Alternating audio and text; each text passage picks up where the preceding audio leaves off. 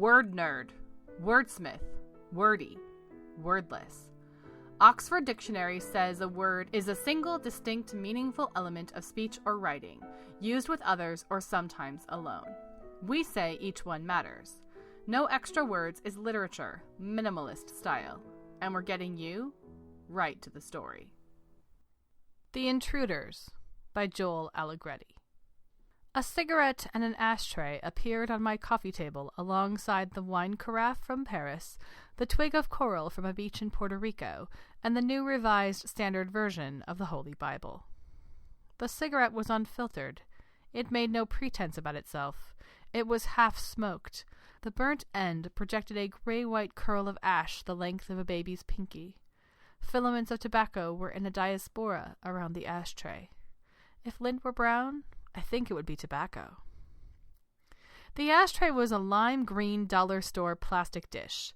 It didn't have the decency to be ceramic or a decorative Japanese plate gone utilitarian. It belonged back in the store aisle with the rest of its kind, not on a glass table sharing square feet with bibelots from France and Puerto Rico, in a room with crammed bookshelves and my grandfather's mandolin. A week has gone by. The cigarette and the ashtray haven't moved.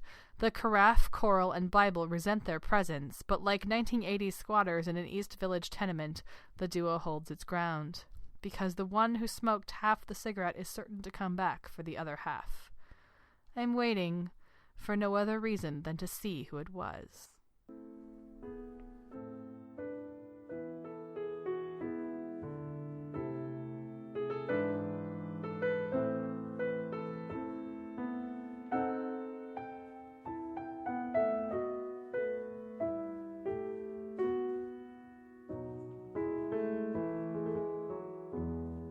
Caught between. The article about photographer Gary Winogrand in the New York Times Weekend Art section triggered it again. Running 2 pages, it contained photos of his work in Manhattan during the 1960s, a time and place that roller skating enthusiast, mother of 2, and retired high school arts teacher Helen Zimmerman desperately wanted to experience. Helen believed she could go back in time. Granted, she never accomplished this, but deep inside, where those who practice a religion keep the tenets of their faith, Helen had created a place for time travel. She didn't just wish she had lived in New York City in the time of Andy Warhol's Campbell Soup campaignings. People wish that all the time. It was New York City, for God's sake, and the 60s. No, Helen had the expectation that if she stopped whatever she was doing, paused long enough, and concentrated hard enough, she would actually land there and be able to stay. Not one to speculate on what her life could have been like if she had ditched her family and acquired a 212 area code after high school. She considered that frivolous. Why waste time imagining when by sheer will you could move mountains, or at the very least, travel across the U.S. and the time-space continuum? It was around noon. In Helen's kitchen, the Winogrand article was spread on a freshly installed charcoal gray granite countertop, chosen because it was labeled Midtown Street at the Kitchen Place outlet in town. Town was Fish Creek, Wisconsin. Helen was loading the dishwasher. Perhaps the mundane task of rinsing off the strawberry residue bowls from the previous night's shortcake drove her to reflect on the photo taking up the top third of the first page. A line of women in Bass-Weegan loafers, no socks, sitting on a bench in what appeared to be Madison Park. Any of them could have been her, she reasoned. She never wore socks with her loafers. Maybe, if she'd lived in New York City. She had not. She focused on the image on page C15 of a woman striding up Fifth Avenue, straw purse slung over one shoulder, who so closely resembled her that she was sure someone would be calling any minute to ask if it were she in the photo. It, of course, was not. Not that any of her friends would be reading the Times article out there in Fish Creek, being as she was the only one in town who got delivery of the paper, according to the mailman. She paused, plate in hand, frozen midway into the space behind the butter dish in the lower rack of the dishwasher. Winogrand's black and white photos threw her into a longing so strong that when she recognized yet again she wasn't teleporting anywhere, she doubled over and let out a small sob. The plate dropped into place.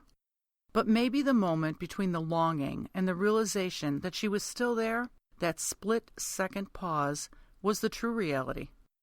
Maybe 20 years from now, Helen Zimmerman is crossing a charcoal gray street in Midtown Manhattan, looking at a New York Times photo essay of Fish Creek, Wisconsin, and jumped into that frame. Or maybe it was the Ambien.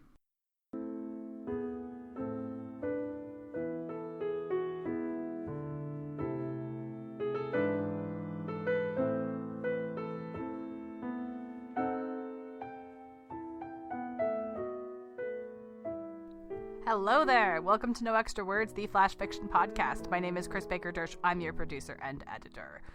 That moment described at the end of Pat Obermeyer's story is what today's episode is all about. The moment of in-between. In-between moments of reality is a moment of less than reality. And so we started with Joel Allegretti's story. I love the shorts. I love everything we do here, but those short stories, and I just try to get that recording perfect because every single one of those words means so much when a story is a minute long. And something appears out of nowhere, and you have no idea who put it there. But I love this image of this half-smoked cigarette, and you don't know what's going on, but someone's coming back for that thing. But that moment between when there was nothing and when there was something is that moment of change. And then Pat Obermeyer just reads her story beautifully. A woman who is, I love this, a woman who is convinced that she can time travel. And most of us at the end of that story would think, oh, well, my experiment in time travel didn't work. And for Helen, it's like, I did it. It was in that split second moment in between these two moments of reality. Coming up next is Emma Wren's A Place Between the Places We Call Home, which is a creation myth story, and I love a good creation myth story. This one actually takes me back to one of my favorite childhood books. I loved Mary Poppins as a kid. The movie's okay, but really, in order to understand Mary Poppins, you have to read the book. And I can't remember if this scene takes place in Mary Poppins or Mary Poppins comes back, but the family gets a new baby. And new babies, of course, can't talk. And so she's trying to make herself understood, and she can't understand why Mary Poppins can understand her and the birds can understand her, but her mother can't. Because that's just how that works. And so she tells the story of where she has come from, the journey that her soul has taken to be born. And it's just beautiful, this story. And of course, because one of the acts of becoming a grown-up is you no longer have that baby, I can speak only and cry and speak baby language. And so time goes by and this little baby doesn't remember her story anymore and can't tell the birds her story anymore. And it's only a matter of time, they realize, before she's not going to be able to talk to them at all. And it's this sad moment for the birds. You know, why can't she continue to talk to us? And Mary Poppins is like, that's what growing up is. It's gaining a lot of abilities, but it's losing that one. And then, of course, the question becomes, Mary Poppins, why didn't you ever lose it? Which is a whole different speculation for a whole different time. But Emma Wren's story is fantastic, and that's exactly what it's about. It's about what journey has your soul been on before and after it is where it is exactly right now. And what a fun thing to speculate, literally the moments in between. So I'm going to get you to that, and I will see you next week here on the show. Be watching. Some extra episodes are coming your way. We've been talking to some of the authors who were Contributor Appreciation Month winners, and we're going to start to feature them on the show maybe this week. If not this week, next week. That's the deal. I'll cut you. In the meantime, enjoy the story upcoming and have a great week. We'll see you soon on the No Extra Words podcast.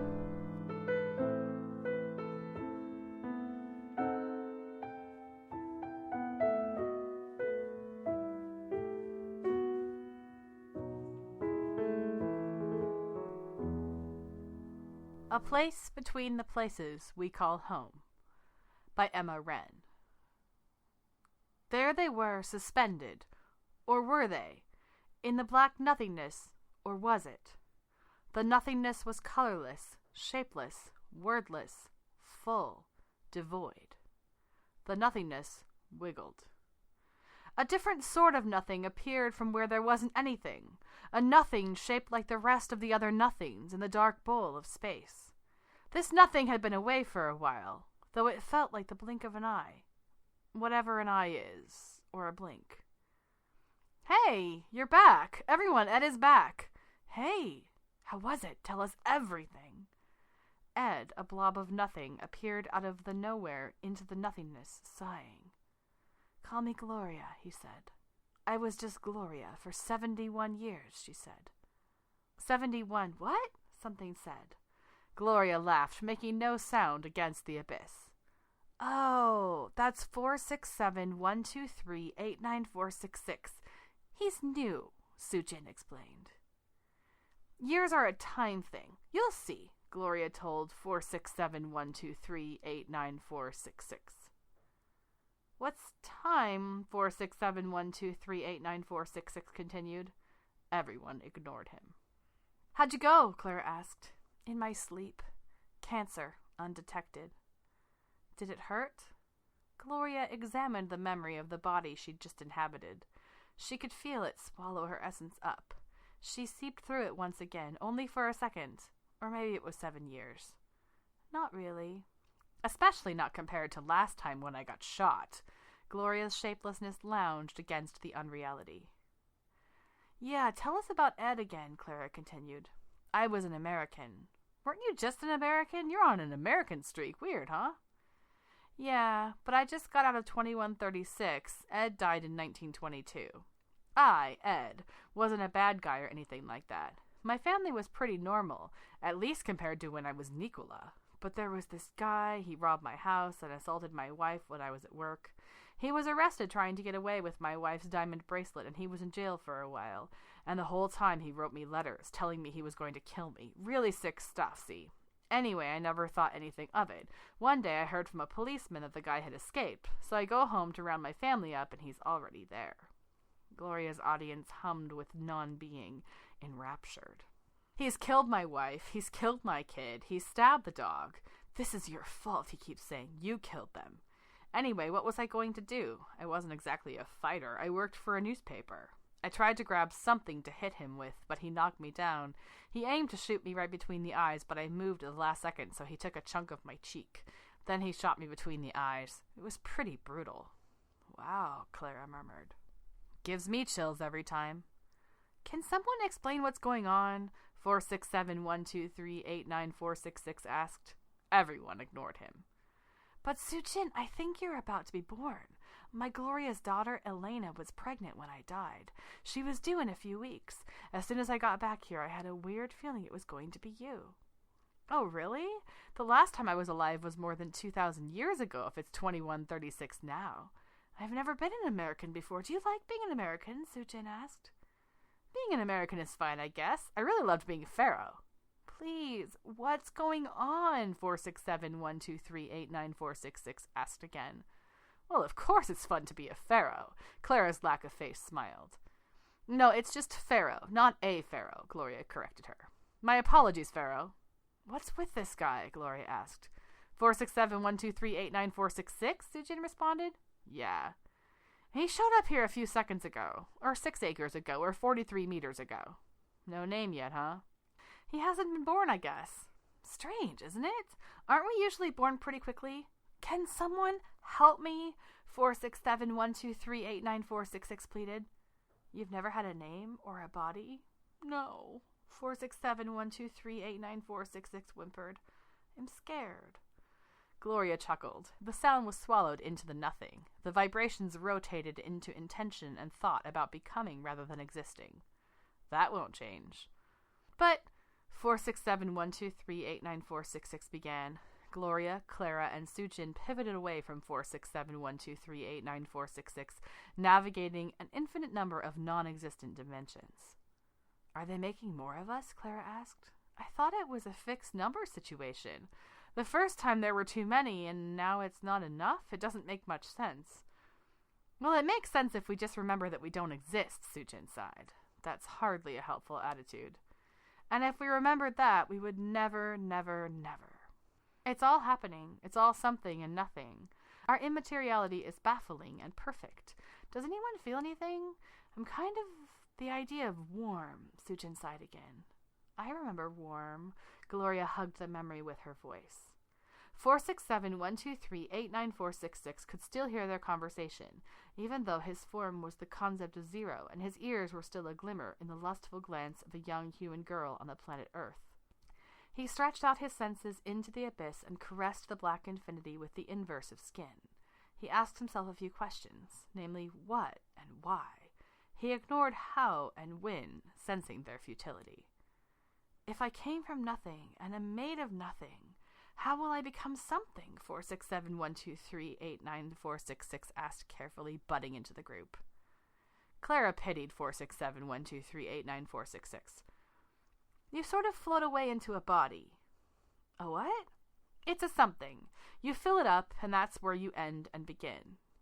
And you live? Yes, it's a process of time and a few other things that don't exist here. But I thought nothing existed here. The paradox of nothing continues to bamboozle. You'll be born soon, I'm sure. They used to give you life first, then bring you here to the waiting room in between.